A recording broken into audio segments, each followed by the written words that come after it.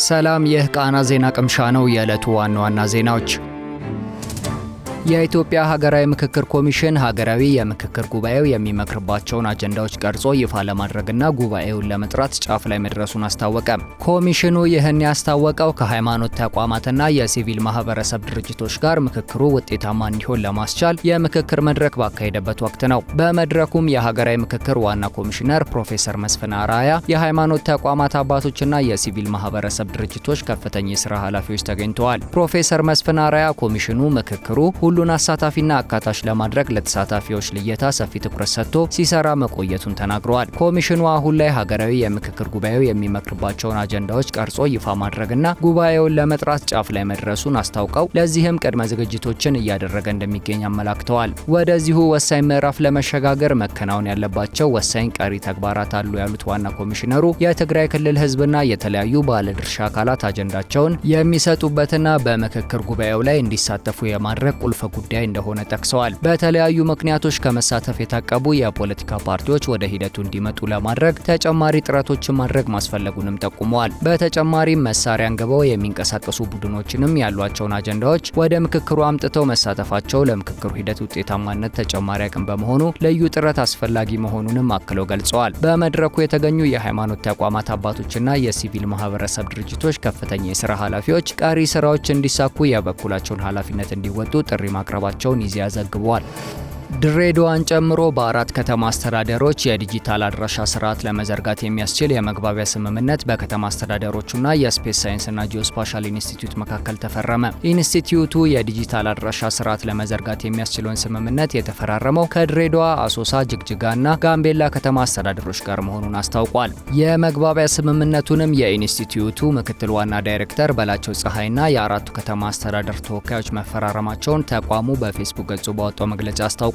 የኢንስቲትዩቱ ምክትል ዋና ዳይሬክተር የዲጂታል አድራሻ ስርዓትን በ73 የኢትዮጵያ ከተሞች ተግባራዊ ለማድረግ እየተሰራ መሆኑን ገልጸዋል። አክለውም ስርዓቱ አስተዳደራዊ፣ ኢኮኖሚያዊና ማህበራዊ አገልግሎቶችን ቀልጣፋና ተደራሽ ለማድረግ ዘላቂ የኢኮኖሚ እድገትና የዜጎችን ሁለንተናዊ ደህንነት ለማረጋገጥ አይነተኛ ሚና ይኖረዋል ብለዋል። የአራቱ ከተማ አስተዳደር ተወካዮች በበኩላቸው የዲጂታል አድራሻ ስርዓት የዲጂታል ኢኮኖሚ ግንባታን በሚፈለገው ጥራትና ፍጥነት ተግባራዊ ለማድረግ አስተዋጽኦ የጎላ መሆኑን ተናግረዋል ተብሏል። የዲጂታል አድራሻ ስርዓቱን መዘርጋት የሚያስችለው ስራ በአጭር ጊዜ ውስጥ ሙሉ በሙሉ ተጠናቆ አገልግሎት ላይ እንደሚውል በኢንስቲትዩቱ የዲጂታል የአድራሻ ስርዓት ፕሮጀክት ስራ አስኪያጅ አግማሴ ገበየው መናገራቸውንም መግለጫው አስነብቧል። ናይጄሪያ ባለፈው ሳምንት በጊኒ ቢሳው በተካሄደው ምርጫ በመፈንቅለ መንግስት ከስልጣን የተወገዱት ፕሬዝዳንት ኤምባሎ ዋነኛ ተቀናቃይ ለነበሩት ፈርናንዶ ዲያዝ ዳኮስታ ጥገኝነት መስጠቷ ተገለጸ። ዳኮስታ በቢሳው የናይጄሪያ ኤምባሲ የጥበቃና ደህንነት ዋስትና እንደተሰጣቸው በናይጄሪያ የውጭ ጉዳይ ሚኒስትር ዩሱፍ ቱጋር የተፈረመና ሾልኮ የወጣ ደብዳቤን ጠቅሶ አዣንስ ፍራንስ ፕሬስ ዘግቧል። ከ10 ቀናት በፊት በሀገሪቱ የተካሄደው ምርጫ ሊታወጅ አንድ ቀን ሲቀረው በሀገሪቱ የሚገኙ ወታደራዊ መኮንኖች ባለፈው ረቡዕ ስልጣነ በትሩን በኃይል ተቆናጠዋል። ይህንንም ተከትሎ የ53 ዓመቱ ፕሬዝዳንት ኤምባሎ በመጀመሪያ ወደ ጎረቤት ሀገር ሴኔጋል የኮበለሉ ሲሆን በኋላ ላይ ደግሞ ፕሬዝዳንቱ ብራዛቪል መግባታቸው ተገልጿል። ዋነኛ ተቀናቃኛቸው የነበሩት ዳኮስታ ደግሞ በቢሳው በሚገኝ የናይጄሪያ ኤምባሲ ጥገኝነት ማግኘታቸውን ኤኤፍፒ ዘግቧል። ዳኮስታ ከምርጫው ቅስቀሳ ዋና መስሪያ ቤት ባለፈው ሮብ የታጠቁ ሰዎች ሊይዟቸው በመጡበት ወቅት ማምለጣቸው ተገልጿል። የናይጄሪያ መንግስት ለዳኮስታ ከለላ ለመስጠት የወሰነው ናይጄሪያ ለቀጠናው ሰላም፣ መረጋጋት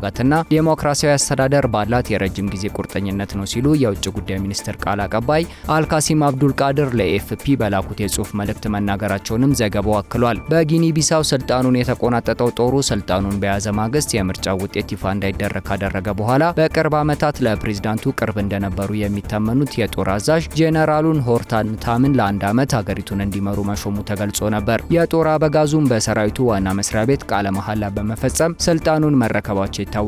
የሀገሪቱ ዋነኛ ተቃዋሚ ፓርቲ መፈንቅለ መንግስቱን ተከትሎ ጽሕፈት ቤቱ እስከ አፍንጫቸው በታጠቁ ሚሊሻዎች እንደተወረረ ተናግሯል። የመፈንቅለ መንግስቱ ትክክለኛ ምክንያት ግልጽ ባይሆንም አንዳንድ ወገኖች መፈንቅለ መንግስቱ በኤምባሎ ይሁንታ የተፈጸመ እንደሆነ ይገልጻሉ። በናይጄሪያ ኤምባሲ ጥገኝነቱን ያገኙት ዳኮስታም የእሁዱን ምርጫ አሸንፊያለሁ ብለው እንደሚያምኑና መፈንቅለ መንግስቱ ምርጫውን አሸንፊያለሁ ብለው የሚገልጹት ፕሬዝዳንት ኤምባሎ ቢሮአቸውን ለእርሳቸው ላለማስረከብ ያቀነባበሩት ነው ሲሉ ነግረውኛል በማለት የፈረንሳይ የፈረንሳዩ የዜና ተቋም አስነብቦ ነበር።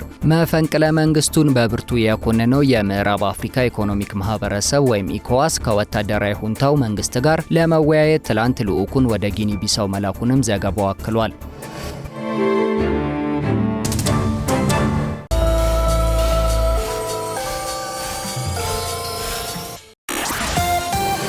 የኢትዮጵያ ብሔራዊ ባንክ ዛሬ ከሰዓት ባካሄደውና ባንኮች የውጭ ምንዛሬ በሚገዙበት ጨረታ ለ1 ዶላር 154 ብር ከ39 ሳንቲም አማካይ የምንዛሬ ዋጋ መቅረቡን ገለጸ። ገዢው ባንክ ያካሄደውን የ11ኛውን ዙር የውጭ ምንዛሬ ጨረታ ውጤት በማህበራዊ የትስስር ገጾቹ ይፋ አድርጓል። በጨረታው 50 ሚሊዮን ዶላር ለሽያጭ የቀረበ ሲሆን የተወዳደሩ 17 ባንኮች የውጭ ምንዛሬውን መቀበላቸውንም ገዢው ባንክ አስታውቋል። በጨረታው ዶላሩን የወሰዱ ባንኮች ቁጥር ከአንድ ወር ከ15 ቀን ገደማ በፊት ከነበረው ጨረታ በ14 ዝቅ ያለ ነው። ተሳታፊ ባንኮቹ ለ1 ዶላር ያቀረቡት አማካይ ዋጋ ደግሞ ባለፈው ጨረታ ተሰጥቶ ከነበረው አማካኝ ዋጋ የ6 ብር ከ29 ሳንቲም ገደማ ጭማሪ አሳይቷል። ዛሬ ባንኮቹ ለ1 ዶላር ያቀረቡት አማካይ ዋጋም እስካሁን ከነበሩት ጨረታዎች ከፍተኛው ነው። ገዢው ባንክ የዛሬውን ጨምሮ በ11ዱም ጨረታዎች 915 ሚሊዮን ዶላር ለጨረታ አቅርበዋል። ቀጣዩ የውጭ ምንዛሬ ጨረታም ከ2 ሳምንት በኋላ እንደሚካሄድ ገዢው ባንክ ጠቁሟል።